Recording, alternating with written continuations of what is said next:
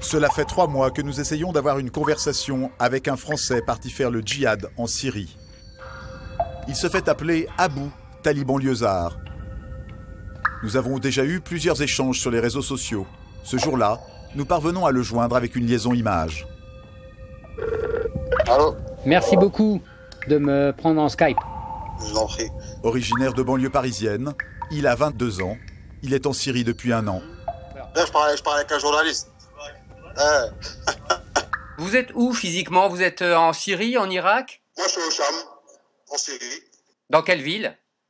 à Deir ez-Zor. Deir ez-Zor, dans la zone contrôlée par le groupe État islamique. Vous-même vous combattez? Absolument. Avec quel type d'arme? Hein? Qu'est-ce que c'est? C'est une Kalachnikov. C'est une Kalachnikov d'origine russe. Qu'est-ce que vous allez faire dans les prochains temps? Combattre, combattre, combattre, jusqu'au martyr. C'est soit le martyr ou soit la victoire, c'est simple.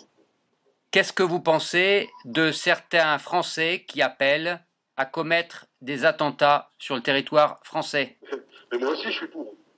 Je suis pour les attentats commis dans tous les pays qui nous attaquent. Dans tous les pays de la coalition. Nous sommes le 7 janvier, il est 10h53. Le djihadiste menace la France. La République, c'est des conneries pour nous. C'est des conneries, voilà. C'est une blague frivole. Nous, on a une devise. Celui qui nous attaque, on lui déclare la guerre. Celui qui s'oppose à l'État islamique, celui qui est contre l'État islamique, celui qui est contre nous, on lui déclare la guerre. Et attendez-vous bientôt à une attaque dans la capitale. C'est tout ce que je peux vous dire, je ne peux pas en dire plus. Hein. Mais attendez-vous bientôt à une attaque dans la capitale et je ne parle pas pour rien dire. Tout simplement, je ne parle pas pour rien dire. C'était 35 minutes avant la tuerie de Charlie Hebdo. Était-il au courant? Impossible de le savoir. Jamais il n'évoquera avec nous une cible précise. L'attentat a depuis été revendiqué par Al-Qaïda au Yémen. Ce n'est pas la première fois que des Français diffusent des menaces depuis la Syrie, comme ici sur le net, à l'automne 2014. Toi, François Hollande, toi, toutes les gouttes de sang versées par ta cause seront vengées. Vous aurez autant de meurtres, autant de tueries comme l'a fait notre cher frère Mohamed Merah, rahimahullah. 3 jours après la tuerie de Charlie Hebdo, nous avons joint Omar Diaby, l'un des principaux idéologues et recruteurs du djihad. Il a vécu 30 ans en France, lui aussi est en Syrie. Voici sa réaction aux attentats. J'ai appris cette nouvelle-là et nous étions heureux. Vous savez c'est quoi heureux, le mot heureux? Eh bien, il n'y a pas plus heureux que nous ce jour-là. Maintenant, pour ces 2 frères qui ont exécuté les gens de Charlie Hebdo, alors nous disons que cela est justice. De Syrie, il répond au slogan « Je suis Charlie ». Le fait qu'eux ils disent « Je suis Charlie », alors sachez que nous et beaucoup d'autres, nous nous lèverons pour proclamer et être des Kouachi. Les Kouachi, le nom des 2 terroristes qui ont attaqué Charlie Hebdo. Des propos dérangeants et passibles en France de 5 ans de prison pour apologie d'actes de terrorisme. Depuis 2 ans, ils sont des centaines de Français à se battre en Syrie.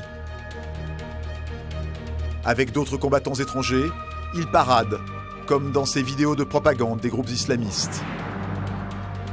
60 Français y ont perdu la vie, comme Raphaël, un jeune converti, ingénieur, devenu combattant, mort en première ligne. Qui sont ces djihadistes français? Pourquoi et comment partent-ils? Quelles menaces représentent-ils pour la France? Parmi eux, de très jeunes recrues comme Brian, 16 ans. Sarah, 16 ans elle aussi. Mais aussi des combattants expérimentés comme David Drujon. Converti à 13 ans, il est devenu 10 ans plus tard membre d'Al-Qaïda. Soupçonné de préparer des attentats en Europe, il a été désigné comme une cible prioritaire par l'armée américaine.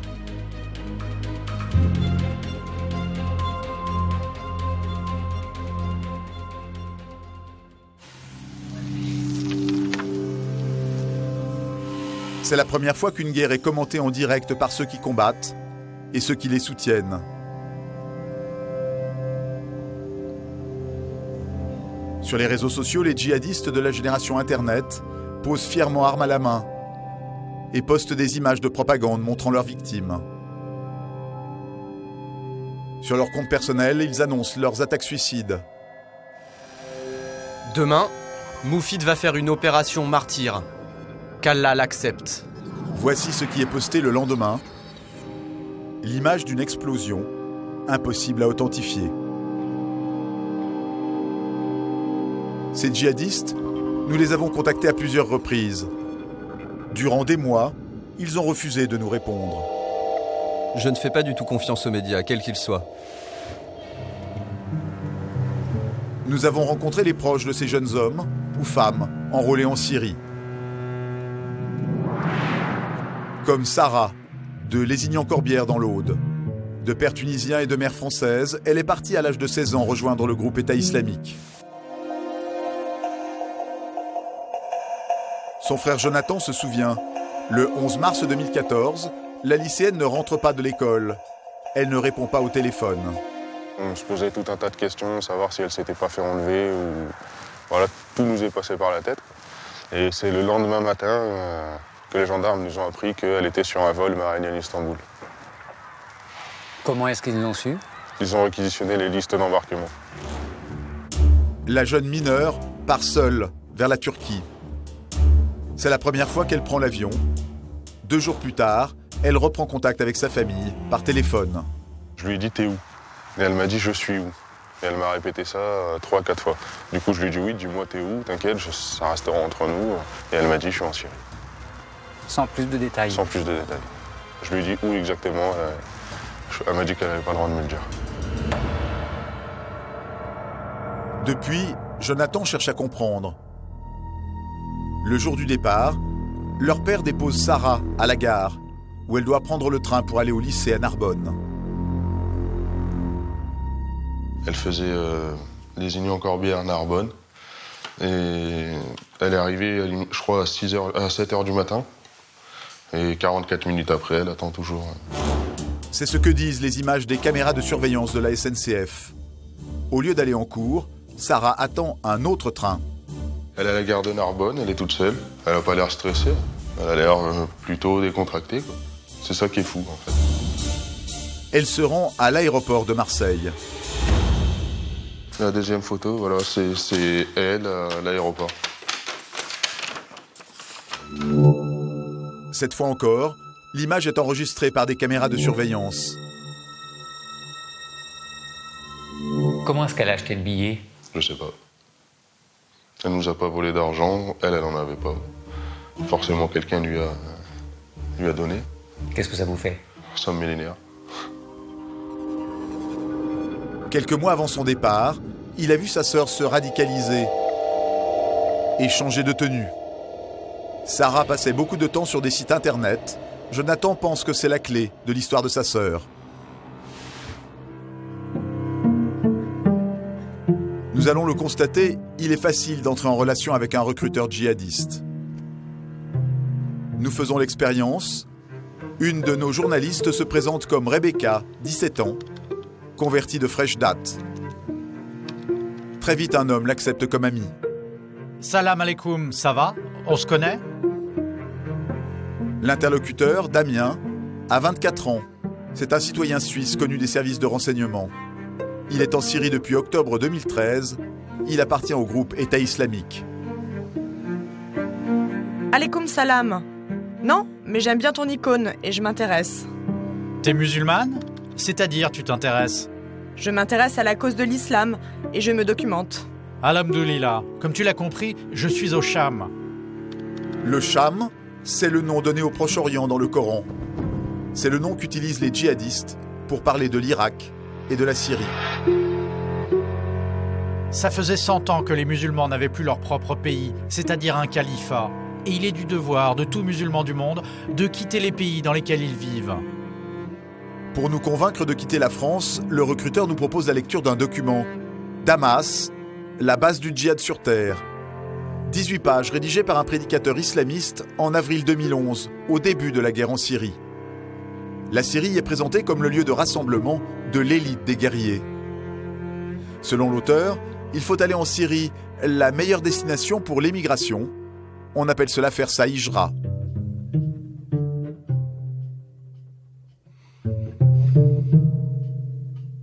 Sur le parcours de Sarah, il y a plus de questions que de réponses. Par qui était-elle attendue en Turquie?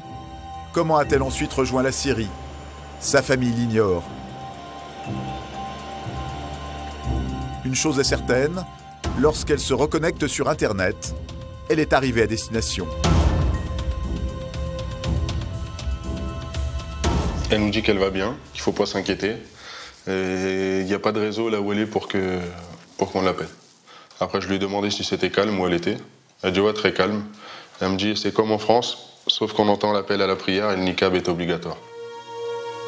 Elle communique sous le nom d'El Gouraba, l'étrangère, en référence à un poème religieux. Vous manquez beaucoup. Dis à papa et maman que je les aime fort fort. Ça va, petite sœur? Tu vas bien? Oui, d'ailleurs, j'ai dû prendre 2-3 kilos. La nourriture ici est bonne, hamdoulillah. J'ai jamais mangé autant de Kit Kat et de sneakers depuis que je suis ici, wallahi. Et à part ça, tu manges quoi d'autre? Aujourd'hui, j'ai mangé du mouton pomme de terre, comme en France, sauf qu'ici, ça ressemble un peu au bled. Vous pensez que je me suis fait endoctriner, hein? Je ne sais plus quoi penser. Le conflit, je le vois de mes propres yeux. L'État islamique a des armes qui viennent de différents pays. On appelle ça ranima. C'est le butin pendant les combats. C'est ce qu'ils prennent aux autres groupes. 2 semaines après son arrivée, Sarah glisse une nouvelle qui bouleverse sa famille. Elle va se marier. Il s'appelle Farid. C'est un Tunisien, il a 25 ans. Je me suis pas mariée comme ça. Une copine à moi avait tout prévu. Sarah épouse un combattant. Un parcours qui semble être celui de nombreuses femmes qui se rendent en Syrie. Elle dit le choix que j'ai fait était réfléchi, je ne suis pas parti comme ça à l'aveuglette. Après, moi je sais que ma soeur, elle fait pas partie de... Parce que les femmes, elles vont pas au combat là-bas. Donc moi, je sais que tout ce massacre, ça n'a pas été fait par ma soeur. Maintenant, c'est dur de trouver une position parce que voilà, je m'inquiète pour elle, c'est normal. Maintenant, c'est compliqué, on ne sait pas quoi faire, quoi dire, quoi penser. Et qui vous aide? Personne. Personne.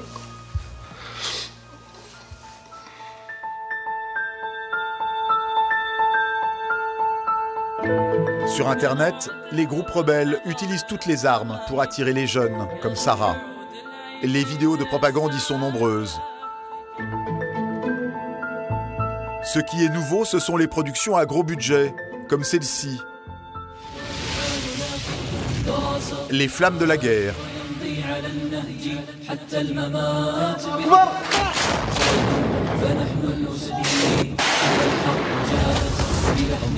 Un film d'1 heure, signé Al-Hayat, la branche média du groupe État islamique.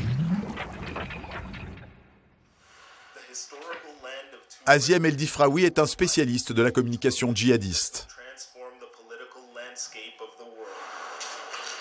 Ce qui distingue l'État islamique, l'État de la barbarie, c'est la maîtrise totale d'une technologie dernier cri. Donc 3D, c'est normal, mais il y a des bruitages extrêmement sophistiqués. Il y a des mises en scène dignes d'un film de catastrophe ou d'un film d'horreur hollywoodien. Donc ça explique en partie par le fait qu'aujourd'hui, ils ont des recrues qui souvent ont vu beaucoup plus de films hollywoodiens qu'ils ont lu des pages de Coran. Donc ils ont, pour certaines actions, favorisé les explosifs, pas pour leur valeur militaire, mais pour la valeur télégénique, avec des énormes explosions et des énormes flammes. Quand on voit très bien dans Flames of War, il y a de nombreux ralentis sur les explosions qui sont spectaculaires. En réalité, une lance-grenade faite pour percer un chat, pour le détruire, ne va pas faire ce genre de flammes.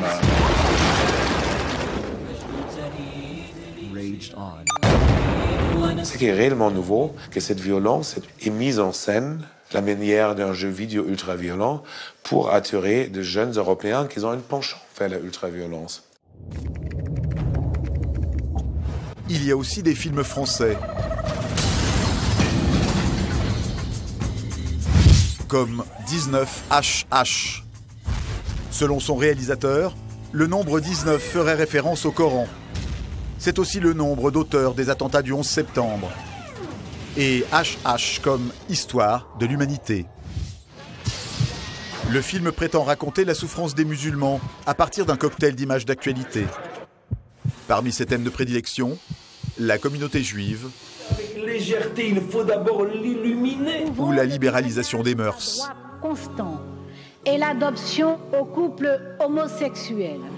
Cette incompréhension pour bien faire. Cette vidéo a été visionnée plus de 150 000 fois.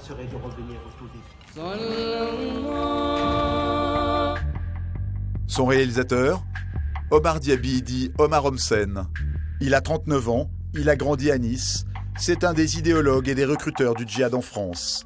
Il est apparu pour la première fois visage découvert dans cette vidéo, filmée il y a un mois et diffusée sur la chaîne de télévision Al Jazeera.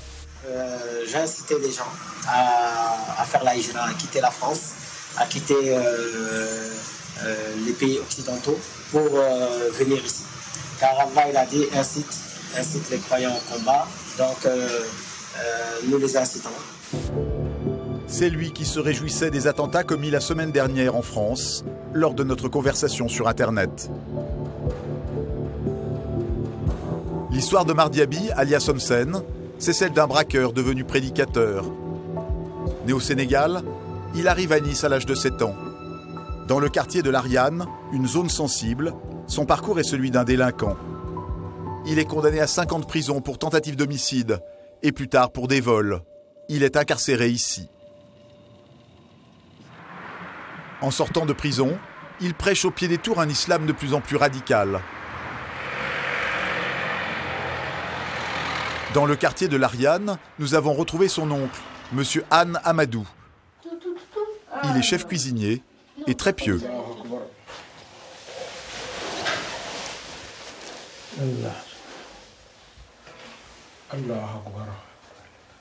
Il a eu sa vie, voilà, et après il s'est repenti. Il a commencé à parler bien avec des jeunes, et après il a commencé à être extrémiste, à recruter des jeunes, et à les amener. Il en a recruté pas mal, hein. Il a amené en Syrie. Monsieur Amadou est en colère contre Omar Diaby, qui a conduit un de ses fils, son petit-fils de 1 an, et sa belle-fille, à partir en Syrie. Mon fils, il était bien. Il travaillait à Monaco, il avait sa maison, il avait sa voiture, il avait sa femme, son fils. Et il a tellement endoctriné que mon fils, il ne m'écoutait plus. Omar Diaby, il le sait, il sait que lui, si je le vois, franchement, il m'a trop fait du mal, il a détruit ma famille. Et je ne le pardonnerai pas. L'islam, ce n'est pas aller faire la guerre, ce n'est pas aller tuer des gens, ce n'est pas aller faire le terrorisme, ce n'est pas aller faire des bombes. Ce n'est pas ça l'islam. Quelques mois après sa dernière sortie de prison en octobre 2013, Omar Diaby rejoint la Syrie, dans la région d'Idlib, où il constitue un groupe combattant affilié à Al-Qaïda. Selon le journaliste David Thompson, spécialiste des filières djihadistes, il réussit à rassembler autour de lui 80 Français prêts à combattre. Diaby se fait désormais appeler Homsen. Omar Homsen, c'est son surnom, ça veut dire Homsen, c'est Omar Sénégal. À l'époque où il part en Syrie, non seulement il est connu des services de renseignement pour avoir été condamné plusieurs fois, mais en plus, on peut dire c'est la figure de la djihadosphère française. Il arrive en Syrie en octobre 2013, il n'a pas tiré un seul coup de feu de sa vie, en Syrie en tout cas, et 2 mois plus tard, il a créé sa propre brigade. Tout ça uniquement grâce à la légitimité qu'il a obtenue par Internet avec ses vidéos.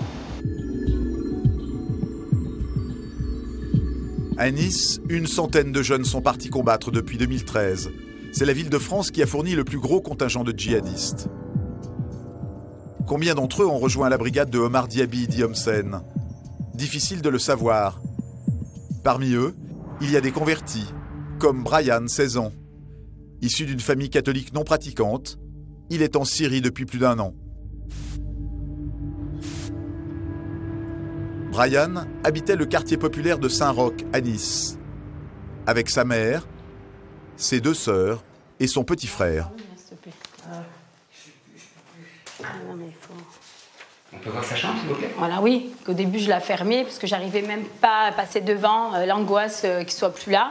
Et maintenant, j'ai rouvert sa chambre, déjà même pour mes enfants, pour le petit, parce qu'il était...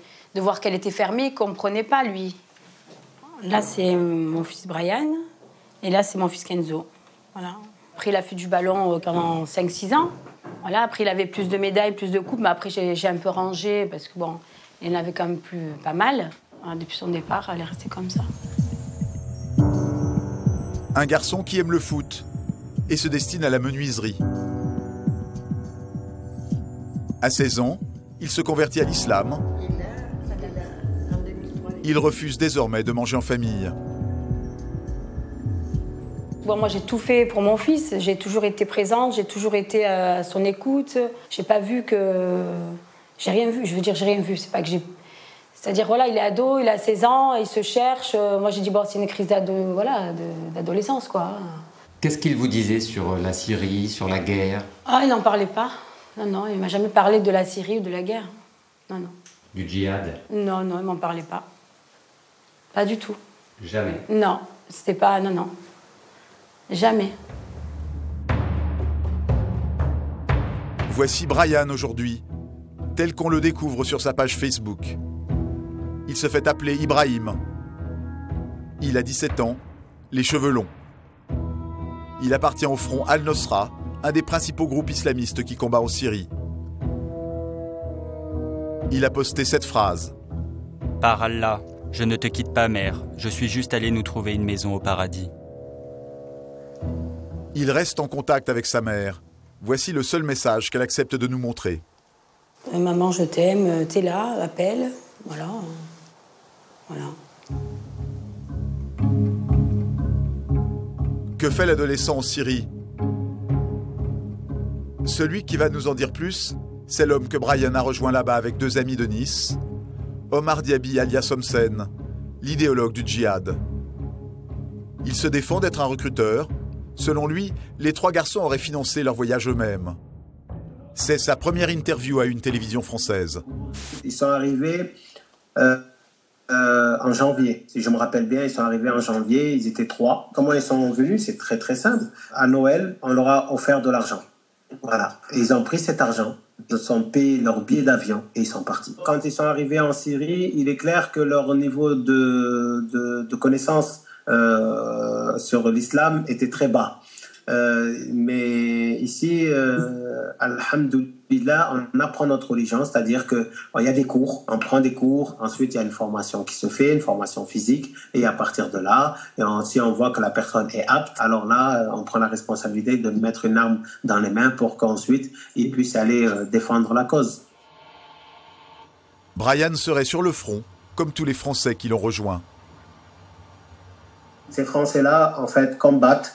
Et il y en a qui tombent, c'est-à-dire qui tombent martyrs. C'est ça leur quotidien. Et voilà. Tout cela, la mère de Brian ne le sait pas. Elle n'avait jamais entendu parler d'Omar Diaby, ni d'Omar Homsen, ni de ses films de propagande. Elle cherche à comprendre. Avec sa fille, elle se rend dans une association qui s'occupe des adolescents et des parents en difficulté. Voilà, venez. Depuis peu, ces psychothérapeutes suivent des familles dont les enfants sont en Syrie ou envisagent d'y partir. Pour la première fois, Nadine peut se confier à des tiers. Jamais on n'aurait pensé qu'un jour on allait faire face à ça, quoi. À ça. Ouais. Est-ce que Brian s'est converti à l'islam? Oui, je pense, oui, converti, oui. Parce qu'il ne mangeait plus de porc, quoi. D'accord. Ouais. Et ça, vous le saviez? Oui, oui, oui. Donc je me suis dit, fait comme les copains, il se cherche, et comme c'est une religion, peut-être qu'il est attiré par... voilà. Par quoi, à votre avis? Par l'islam, comme les copains, quoi. Donc je me suis dit, peut-être il est attiré par ça, il se sent peut-être bien dedans, voilà. Pour lui, là-bas, on lui a dit que s'il allait là-bas, il allait aider, qu'il servirait à quelque chose. Donc lui, il n'a pas hésité, parce que même ici, il aidait beaucoup. D'accord. Des fois, je me demande s'il a vu les copains partir, il s'est dit, bon, partir à l'aventure... Vous savez, quand vous êtes jeune comme ça, vous êtes ado, pourquoi je pars pas avec eux, quoi, faire... voilà. Ils sont tombés un peu dans le piège. Pour les psychothérapeutes, il existe des traits communs à tous ces jeunes partis faire le djihad. C'est une population qui, de toutes les façons, de manière générale, est fragile et en recherche de sens. On est pratiquement sûr qu'on est sur une problématique d'enfant, celui-ci complexé, inhibé et extrêmement introverti. Donc il va chercher quelque chose qu'il n'a même pas pu exposer à ses parents et à sa famille, parce que là, il y a une famille en l'occurrence. Parmi toutes les questions que se pose la mère de Brian, il y en a une qui l'obsède. Comment son fils a-t-il pu quitter le territoire français à 16 ans? C'est le passeport de mon fils. Donc lui, il est parti juste avec une carte d'identité. Depuis 2 ans, l'autorisation de sortie du territoire a été supprimée pour les mineurs. N'importe quel jeune peut partir comme ça, à l'aventure, voyager avec une carte d'identité. C'est du n'importe quoi. Il faudrait qu'ils remettent cette loi. La loi qu'ils ne peuvent plus partir comme ça du jour au lendemain avec une simple carte d'identité et mineurs, qu'ils remettent avec l'autorisation parentale. Elle estime que l'État français a sa part de responsabilité dans le départ de son fils.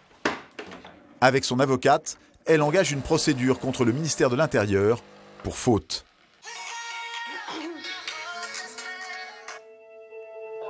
Oui, madame. Oui, Maître Maktoum, à l'appareil. Est-ce que vous avez des nouvelles de Brian?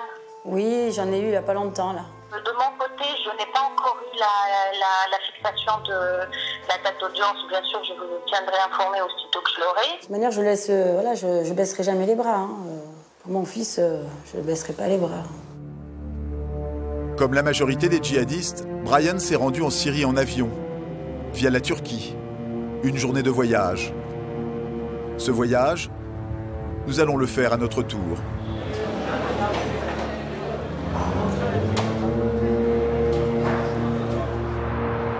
Une fois à Istanbul, les Français empruntent un autre avion ou un bus jusqu'au sud du pays, vers Gaziantep ou Antalya.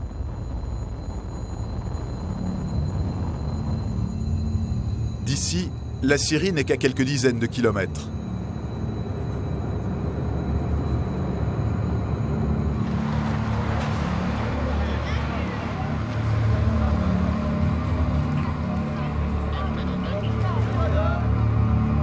Plus d'1,5 million de réfugiés syriens s'entassent dans des villes containers, comme on les nomme ici. Depuis peu, la frontière avec la Syrie est hérissée de chicanes et de tranchées à certains endroits.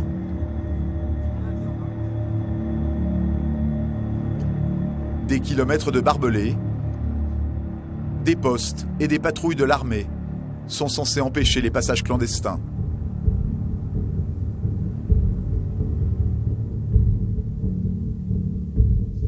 Un peu plus loin, à quelques dizaines de kilomètres, les lignes paraissent moins étanches. En témoignent au loin ces silhouettes que nous voyons faire le chemin à pied. La Syrie se trouve de l'autre côté de cette colline. Pour traverser la frontière, les djihadistes font appel à des passeurs. Nous en avons rencontré un. Avant la guerre, il travaillait dans la contrebande de cigarettes. Depuis 2012, il dit avoir conduit 150 combattants étrangers en Syrie. Vous avez fait rentrer des Français? J'en ai fait rentrer 4. L'un d'entre eux parlait l'arabe couramment. Mais il n'était pas français d'origine. Il avait une petite barbe, pas très grosse. Je crois qu'il était d'origine maghrébine. Ce gars-là, il s'appelait Abou Abdallah. Il était content en traversant la frontière. On aurait dit qu'il était sur une autre planète. Il m'a pris dans ses bras et il m'a dit « Ça y est, j'en ai fini avec le pays des infidèles. » Et il s'est mis à me parler de la France.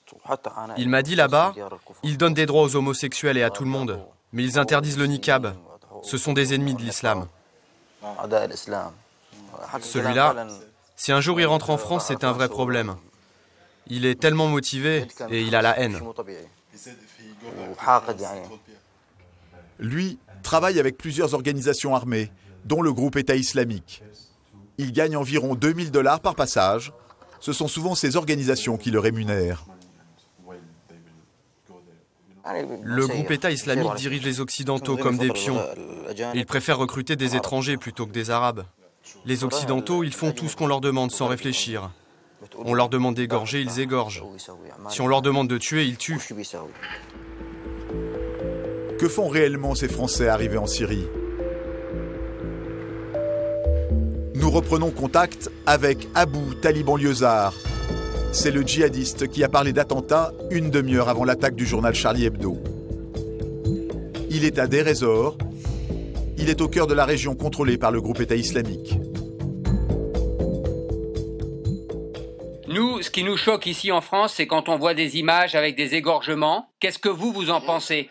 Dans le combat contre les mécréants, l'égorgement est complètement autorisé. Voilà, sauf que tous les musulmans qui s'y opposent, c'est ceux qui ont délaissé la vraie religion, c'est ceux qui ont délaissé la sunna du prophète sallallahu alayhi wa sallam et qui appellent ça l'islam modernisé. Mais nous ici, on ne connaît pas l'islam modernisé. C'est pour ça qu'on combat. Nous. Si demain, un de vos émirs, un de vos chefs vous demande d'égorger, vous demande de tuer, vous le faites? Mais bien sûr, mais c'est un plaisir, mais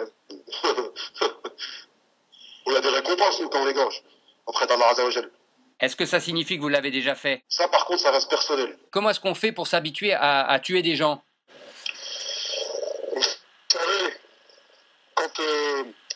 quand l'amour d'Allah et de son prophète vous remplissent le cœur, et quand Allah vous place sa lumière dans votre cœur, vous tuez au nom d'Allah, sans problème. Et chaque musulman qui rejoint le djihad se doit de tuer.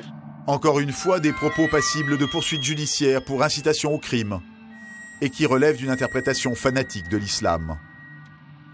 Abou Taliban Liezar se présente comme un simple soldat du djihad. Certains Français sont devenus des figures importantes au sein de ces organisations. C'est le cas de David Drujon, un Breton. Converti à l'islam à l'âge de 13 ans, il est membre 10 ans plus tard d'une unité d'élite d'Al-Qaïda. Sa spécialité, les explosifs. Le 6 novembre 2014, il circule près d'Alep en Syrie quand son véhicule est frappé par un missile lancé par un drone américain. Sa mort est annoncée comme une victoire par l'armée des États-Unis. Fox News vient d'apprendre que les États-Unis ont tué une cible terroriste prioritaire en Syrie. Le ministère de la Défense a confirmé que David Drujon, un Français de 24 ans, fabricant de bombes, a été tué lors d'une attaque aérienne. Comment le jeune David est-il devenu djihadiste et une cible prioritaire des forces américaines? Direction Vannes, dans le Morbihan, là où David Drujon a vécu ses 20 premières années. Mesdames et messieurs, dans quelques instants, nous arriverons en gare de Vannes, prochaine gare d'arrêt, Vannes. Patrice est le père de David. Il est contrôleur de bus. Nous le rencontrons 7 jours seulement après l'annonce de la mort de son fils. L'histoire de ce jeune Breton frappé par un missile est suivie par la presse locale. Vous achetez le journal pour avoir des nouvelles de votre fils, c'est rare ça quand même. Oui, je viens d'apprendre ça, il y a un article sur David, donc je prends le journal pour en savoir plus. Merci. Patrice n'a pas revu son fils depuis 2010, la date à laquelle David a quitté la France. La mort présumée de David nécessite tout de même de se poser des questions. Qui sont ceux qui l'ont endoctriné? Où sont-ils? Ils ont sur leur conscience la mort supposée d'un jeune homme comme les autres. Je suis obligé de passer par les voies de presse pour apprendre ce qu'est devenu mon enfant et mon fils. 4 ans et demi sans avoir de nouvelles. Et là, depuis 2 mois, tout me tombe dessus, quoi. Ça fait mal un petit peu, ouais. Pendant une semaine, Patrice a regardé en boucle les images de l'attaque au cours de laquelle son fils serait mort, d'après les Américains. J'arrête parce qu'elles sont trop douloureuses pour moi et je ne veux plus les regarder, quoi. Pour que je dorme parce que les nuits sont courtes et ça commence à être pénible. C'est l'image que j'ai qui me reste dans la tête, quoi. Et c'est tout, quoi. J'espère qu'il n'a pas souffert, quoi. C'est tout. Pourquoi aller faire tout ça, quoi? Pour quel idéal, quoi? Quel idéal, surtout? Et les réponses, je les ai pas.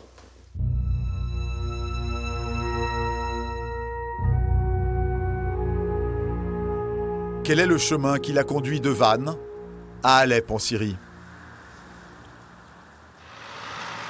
Né en Bretagne, David est issu d'une famille catholique très pratiquante.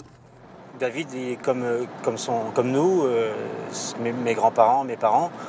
On est issus d'une famille chrétienne, catholique.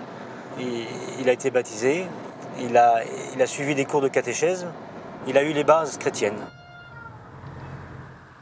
Le jeune homme a grandi ici, dans le quartier de Ménimur, en périphérie de Vannes. Ici, là. Premier étage violet.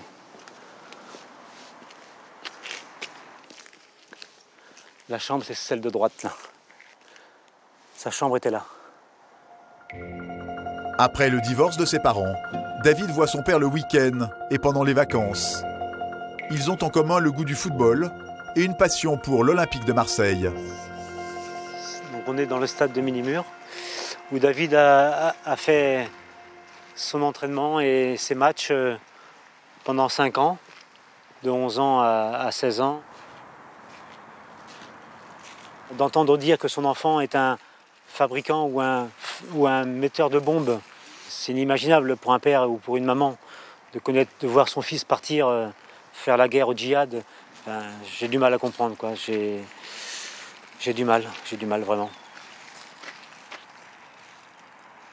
Ah, c'est dur là. C'est à l'âge de 13 ans, peu après la séparation de ses parents, que s'opère un autre bouleversement dans la vie de David. Il change de religion. La mosquée était ici, en sous-sol. Cette pratique religieuse n'inquiète pas le père. David n'est pas le premier dans la famille à se convertir. Il a suivi la voie de son frère aîné. Il était jeune adolescent, il avait 13-14 ans, donc il a commencé à fréquenter la mosquée qui était ici à l'époque, avec des personnes que je connaissais, qui me connaissaient, qui me reconnaissaient. Il n'y avait pas de problème, il n'y avait aucun endoctrinement à l'époque, c'était juste une voie qu'il avait choisie, quoi. Après son bac, à l'âge de 18 ans, David adopte une pratique plus fondamentaliste qui l'amène à abandonner ses études. Désormais pour lui, seul l'islam compte. Il a 20 ans et se rend en Égypte à 3 reprises pour perfectionner sa connaissance religieuse. De cette époque, Patrice a conservé cet arbre qu'ils ont planté ensemble. Un olivier. En juin 2010, David envoie une lettre d'adieu à sa famille. Il y a 4 phrases pour moi sur un papier qui me dit « Papa, je t'aime, ne t'inquiète pas, lis le Coran, essaie de t'approcher de l'islam, on se retrouvera dans l'au-delà, quant à moi, je mourrai en martyr. »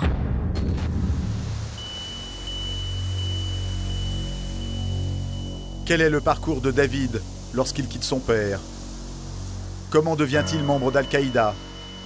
Qui lui propose de mourir en martyr? Un journaliste a enquêté.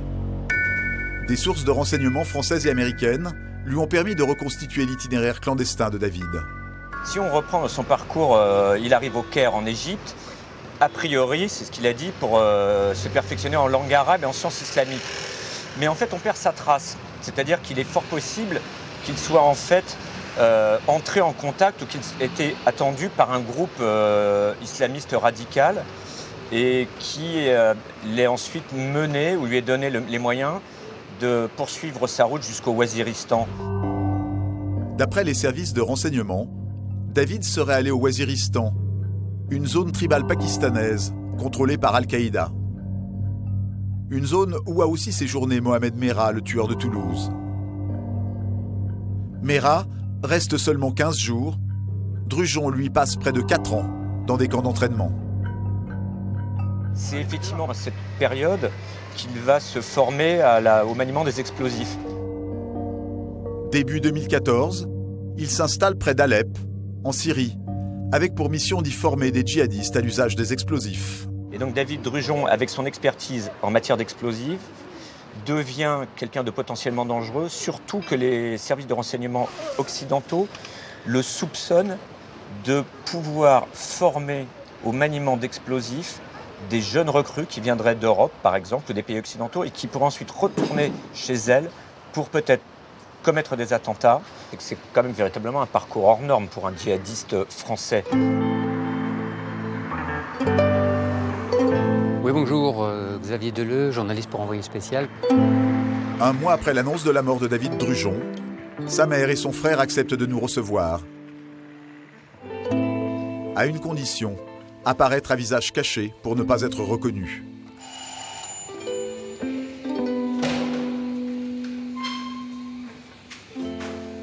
Celui qui nous accueille, c'est le frère aîné.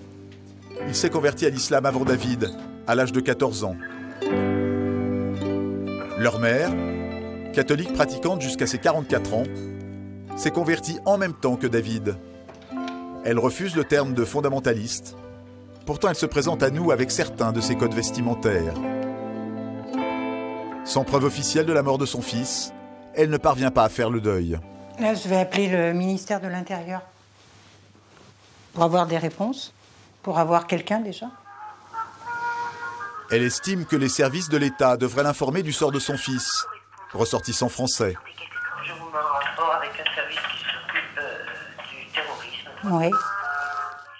Oui, bonjour, je suis la maman de David Drujon, qui est recherché aujourd'hui par l'Amérique, enfin par le monde entier sans doute. Nous avons appris sa probable mort et aujourd'hui je n'ai pas de nouvelles, je suis décontenancée. Vous pouvez me donner votre numéro de téléphone, on va vous rappeler, madame. Vous allez me rappeler quand ? Je ne peux pas vous dire, madame, je transmets, je vais transmettre parce que moi je ne suis pas au courant, donc... Merci, au revoir. Je vous en prie, madame, au revoir. C'est ça le plus dur, de ne pas pouvoir faire son deuil, de ne pas avoir quelque chose d'officiel qui prouve qu'il est mort ou... Moi, ça fait un mois que je dors presque plus, que j'attends des réponses. C'est mon fils. Je ne sais pas quel parent qui pourrait accepter de vivre comme ça, je ne sais pas. Après 4 ans sans nouvelles, en juin dernier, ils reçoivent des messages de David par Internet. Vous saviez où il était ? Il nous avait dit qu'il était dans la région d'Alep, en Syrie. Et quand je lui posais des questions sur ce qu'il faisait là-bas, il ne me répondait pas. Il devait savoir qu'il était suivi et tout ça, donc il ne rentrait pas dans les détails, on va dire. Voici les messages que ce djihadiste traqué par les Américains échange avec sa mère depuis la Syrie. Et là, je lui demandais si son rhume allait mieux parce qu'il était gêné avec ça. Et il me dit que c'est beaucoup mieux. J'ai les dents de sagesse qui sortent, ça fait mal. Si tu as des douleurs, il faut mettre des clous de girofle et tout ça. Je ne savais pas qu'il avait des dents de sagesse. C'est quand la dernière fois que vous avez eu des nouvelles de lui alors ? 3 heures avant qu'il soit censé être mort. Oui, il était 23h30. On était avec lui sur Internet et on lui a dit qu'on allait se coucher. Et puis il nous a dit à la prochaine, Inch'Allah. Et le lendemain, on apprend qu'il a été tué dans la nuit.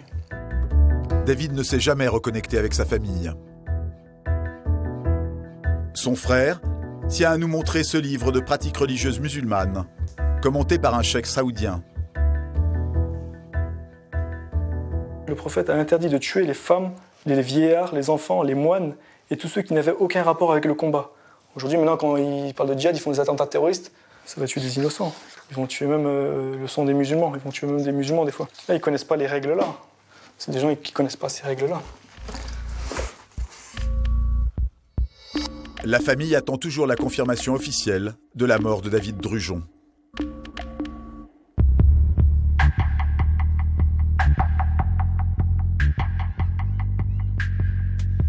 D'autres parents espèrent le retour des leurs. À Nice, nous rencontrons Myriam et Abderrazak. 2 de leurs fils sont partis en Syrie. Jordan, 22 ans, et son frère Alexandre, 16 ans. Eux aussi ont rejoint Omar Diaby, alias Homsen, l'idéologue du djihad qui a vécu à Nice. Le 23 novembre 2013, Alexandre et Jordan, exactement à minuit, avec leurs collègues, sont venus à la maison. Ils nous ont dit nous partons en boîte. Et malheureusement, comme par hasard, le lendemain, on retrouve une lettre en dessous de la porte, écrite des enfants. Et on avait compris malheureusement qu'ils étaient partis en Syrie. C'est un cauchemar, c'est un horrible cauchemar. Le seul truc que tu as, c'est qui te permet de te dire il faut absolument tenir, c'est l'amour de ton gosse. Il va te pousser à te dépasser et trouver des solutions. Abderrazak veut alors garder à tout prix le contact avec ses enfants sur Internet. Son but, les convaincre de rentrer, surtout le plus jeune, Alexandre. Je lui dis, écoute, il est temps que tu te décides de quitter ce groupe. Parce que si après il est pris dans la machine, ça serait plus évident de le sortir. Après 6 mois de discussion, Alexandre accepte de rentrer en France, pas Jordan.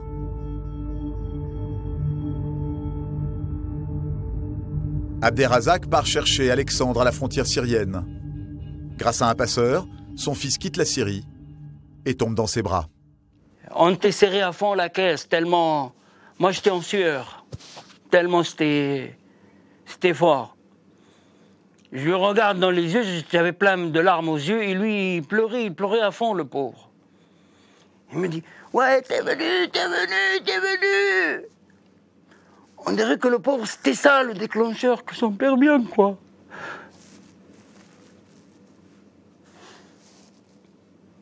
Il avait peur de mourir aussi. Il a regardé dans mes yeux, il me connaît, et moi je le connais, on se connaît à fond. Et il me dit, papa, il a compris ce que je me pose comme question.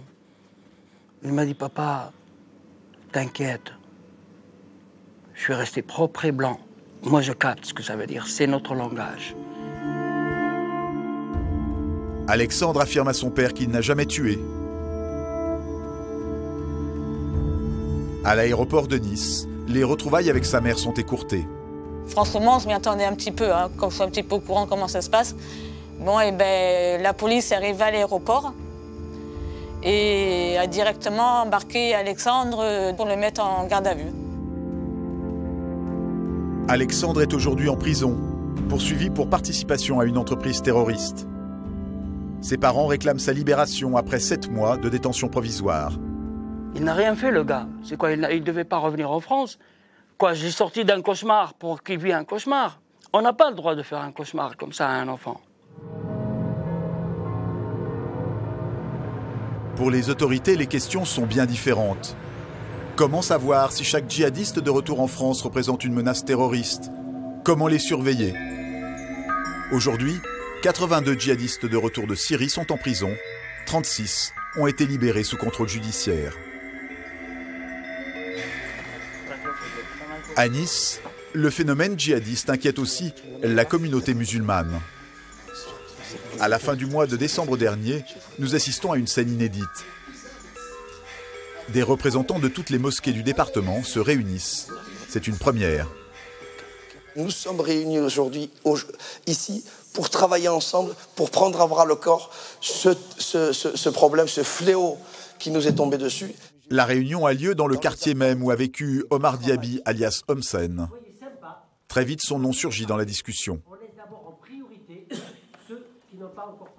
J'ai visionné dernièrement une vidéo de 2 heures faite par un de ces radicaux qui se trouve actuellement en Syrie et qui était de Nice, Omar Diaby, qui était de Nice. Et qui est là-bas, qui a fait une vidéo. Je vous garantis que c'est du grand art, la vidéo qu'il a fait. Et quand vous êtes jeune musulman et que vous regardez cette vidéo, il vous prend qu'une envie à la fin, c'est de prendre vos valises et partir. Les représentants de la communauté musulmane laissent percer leur désarroi devant un phénomène qu'ils disent ne pas avoir vu venir. Il faut faire un audit de la situation. Nous avons laissé la place à des gens qui n'ont aucune positivité, qui n'ont aucun droit, aucune autorité, parler de l'islam en notre nom. On se sert de la hijra du prophète, de l'immigration du prophète de la Mecque à Médine pour légitimer le fait que les musulmans doivent quitter la France, doivent quitter l'Europe, veulent être musulmans. Si j'appelle ça, moi, tout simplement, de la falsification religieuse, et il faut avoir le courage de le dire. À la fin de la réunion, les imams se mettent d'accord sur un message: dénier toute légitimité religieuse au djihad en Syrie. Un message qu'ils se promettent de répéter lors des prêches du vendredi, jour de la grande prière chez les musulmans.